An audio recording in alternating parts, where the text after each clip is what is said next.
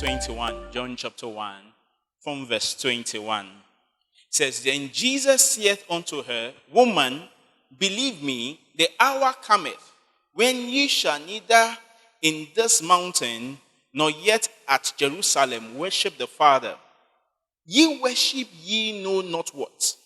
We know what we worship, for salvation is of the Jews. But the hour cometh, and now is, when the true worshippers shall worship the Father in spirit and in truth. For the Father seeketh such as to worship him. Say that God is a spirit, and they that worship him must worship him in spirit and in truth. You know very well the background to the story. How Jesus of necessity had to meet this woman.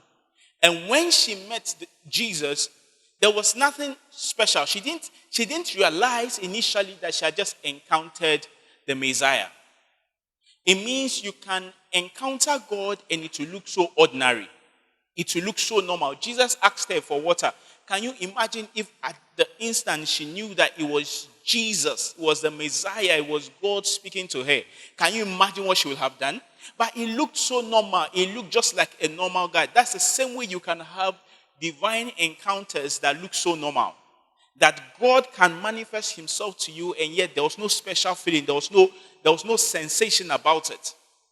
But then Jesus initiates a discussion with the woman, and it was about worship. The woman said that you people are claiming that Jerusalem is a place of worship. And Jesus was telling the woman that you worship who you don't know. Yes, you don't know who you worship. And Jesus indicated, he says that the hour comes, and now is when the true worshippers, so notice he calls them true worshippers, shall worship the Father in spirit and truth. He says, for the Father is seeking for such to worship him. And indicated that God is a spirit, and they that worship him must worship him in spirit and truth. So Jesus started establishing a certain understanding. He said that the Father is seeking true worshippers. It means that before we had worshippers, but they were not true worshippers. They were worshippers of God, but they were not true worship. Their worship was not right.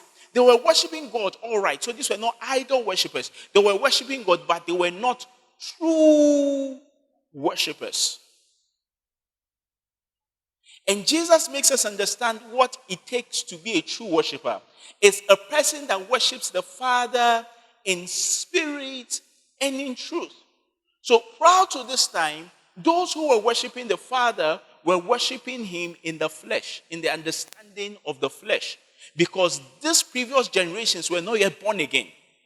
So although they knew they were worshiping God, but there was a flesh dimension to it. So Jesus said to worship the Father accurately, you must worship him in spirit and in truth. And he explains, he says, God is a spirit. Because God is a spirit, those that worship him must worship him in spirit and truth. So God's identity is spirit. Therefore, for someone to truly worship God, you must worship him as spirit. Now, for you to be able to acknowledge and appreciate a person, you must be that person, or you must be like that person. For you to appreciate a thing very well, you must be like that thing. So you cannot appreciate what it takes to be a woman if you are not one. You might appreciate women, but you cannot truly appreciate them if you are not them. Years ago, in secondary school, I had this close friend of mine, a girl at the time, who a girl at the time, not that she has changed to a man. I just saw a facial reaction. Not that she has changed to a man now. I mean, now she's a woman, yes, but then she was a girl. Oh, goodness me. Yes. So a girl, and I noticed that every month she used to have this malaria. every month. But she will not want to go to the hospital. You still see her in class, you see her doing the things she had to do. But then she had malaria. It was later on I discovered that malaria was not really a malaria. That it was something that she had to go through at a scheduled time of the month. So every time I saw her with malaria, I was concerned. But because I was not a lady, I did not appreciate what really she was going through. That this one actually is not malaria. That's why she's not in the hospital. So to appreciate women better, you need to be one. To be able to appreciate a mother very well, you need to be one. You see, during Mother's Day, especially those who have just given birth, the new mothers, you see the way they celebrate their mothers. They say, I did not know this is how it was. Prior to that time, they appreciated their mother.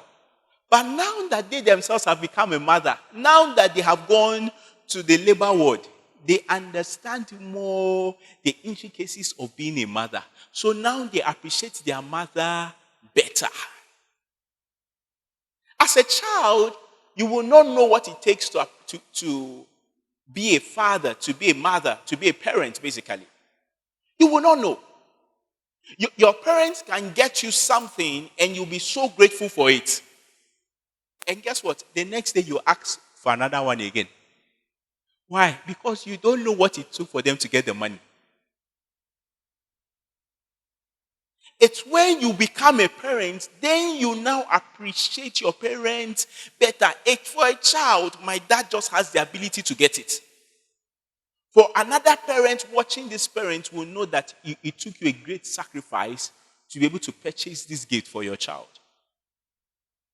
So the same way, when it comes to worshiping God, you must be spirit. You must be in spirit to worship Him adequately. Because in the flesh, you might only be able to appreciate a God that has delivered you. Look at the Psalms, wonderful writings of worship. And you would see David worship God when he was delivered from the Philistines, when God saved him from this, when God had mercy on him on this. Wonderful times of worship. You see Miriam write a song of worship when God delivered them from the hands of the Egyptians. Beautiful time of worship. But it's not recorded that Joseph, for example, worshipped God when his brothers sold him to the Egyptians. Why? Because in the flesh, that was not something to worship God about. But you see, if you are in spirit, you can see that and realize that God is taking me a step into my destiny. And the flesh, it makes no sense. But in the spirit, you can recognize that this bitter experience is a journey to destiny. Your head might not understand it, but your spirit man tells you you just have to worship Father at this instance. Although you are in pain, this is a time to worship Father. Although your experience is not sweet, you just have to thank Him and give Him praise because He is God. If I should bring moringa seeds and I give it to a young child amongst us, let's say 12-year-old, even 15, I dare say 20, and I say this is a birthday gift for you, they will start laughing.